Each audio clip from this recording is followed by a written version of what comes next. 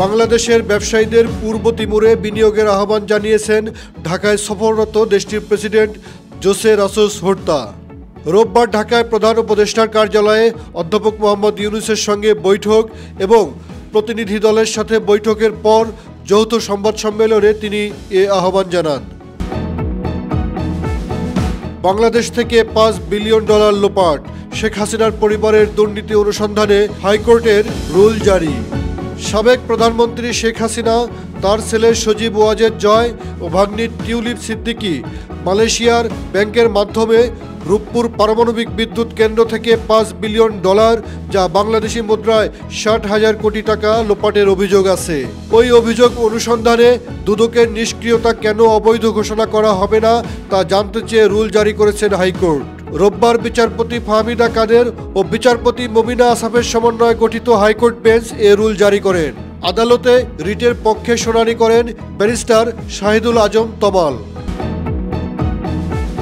বাংলাদেশিরা বিদেশে চিকিৎসার জন্য বছরে $5 বিলিয়নেরও বেশি খরচ করে বলে জানিয়েছেন বাংলাদেশ ব্যাংকের গভর্নর আহসান এইচ মনসুর। রোববার policy research institute of Bangladesh বা PRI ও বিশ্ব ব্যাংকের যৌথ উদ্যোগে আয়োজিত ক্রস বর্ডার ডাটা ফ্লো এ বাংলাদেশ পার্সপেক্টিভ শীর্ষক কর্মশালায় তিনি একথা বলেন। রাজধানীর কলাবাগান থানায় সন্ত্রাস বিরোধী আইনের মামলায় ঢাকা বিশ্ববিদ্যালয় শামসুন্নাহার হল ছাত্রলীগের সহসভাপতি নিশিতা ইকবাল নদীসহ 4 ছাত্রলীগ কর্মীর 2 দিনের রিমান্ড মঞ্জুর করেছেন আদালত। রোববার দুপুরে তাদেরকে আদালতে হাজির করা হলে এই রিমান্ড মঞ্জুর করেন আদালত। শনিবার দিবাগত রাতে বসুন্ধরা আবাসিক এলাকা থেকে তাকে গ্রেপ্তার করে ঢাকা মহানগর গোয়েন্দা পুলিশ। আওয়ামী লীগ আমলে অবসরে যাওয়া বঞ্চিত 764 জন কর্মকর্তাকে কমিটির সুপারিশ অনুযায়ী পদমর্যাদা এবং আর্থিক সুবিধা দেওয়ার সিদ্ধান্ত নেওয়া হয়েছে বলে জানিয়েছেন জনপ্রশাসন মন্ত্রণালয়ের সিনিয়র সচিব মোহাম্মদ মোখলেসুর রহমান।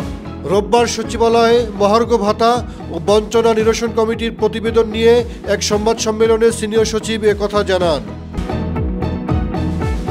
বিএনপির চেয়ারপারসন ও সাবেক প্রধানমন্ত্রী বেগম খালেদা জিয়া দীর্ঘ প্রায় 7 বছর পর আবারও জনসভা মঞ্চে বক্তব্য দেবেন।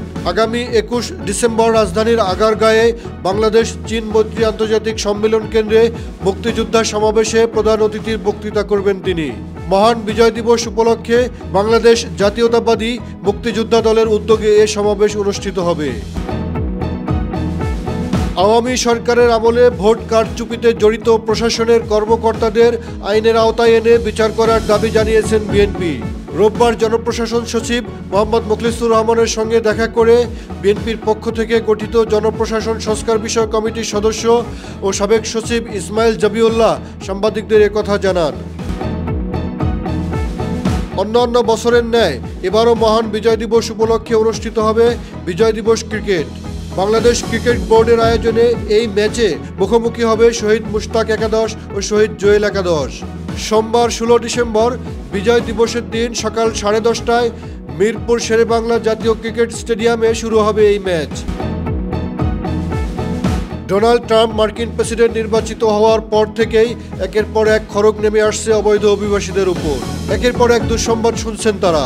এবার অবৈধ অভিবাসীদের যুক্তরাষ্ট্র বের করে দিতে নতুন পরিকল্পনার কথা জানিয়েছেন তিনি। ট্রাম্প বলেছেন, যেসব দেশ অবৈধ অভিবাসী ফেরত নেবে না তাদের সঙ্গে বাণিজ্যিক সম্পর্ক ছিন্ন করবে যুক্তরাষ্ট্র। শনিবার এক প্রতিবেদনে এ খবর দিয়েছে ভারতীয় সংবাদ মাধ্যম NDTV।